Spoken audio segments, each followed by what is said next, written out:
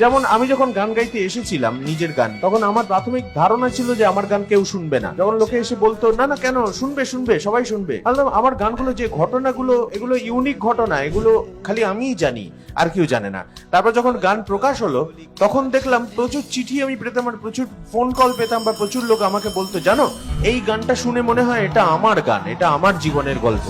তখন আমি বুঝলাম যে কেউ পৃথিবীতে ইউনিক না, প্রত্যেকের জীবনের গল্পই আসলে অন্য কারো জীবনের গল্প, হয়তো আলাদা আলাদা সময়ে হচ্ছে, সেগুলো ঘটছে। সো আলাদা আলাদা সময়ে একই ঘটনা ঘটতে থাকে প্রত্যেকের জীবনেই। যেমন একাকিত্ব, যেমন দুঃখবোধ, যেমন মৃত্যুবোধ, যেমন মরে যাওয়ার ইচ্ছে। প্রত্যেক একজনও লোক নেই পৃথিবীতে যার কোনোদিন মরে যাওয়ার ইচ্ছে হয়নি, প্রত্যেকের হয়েছে।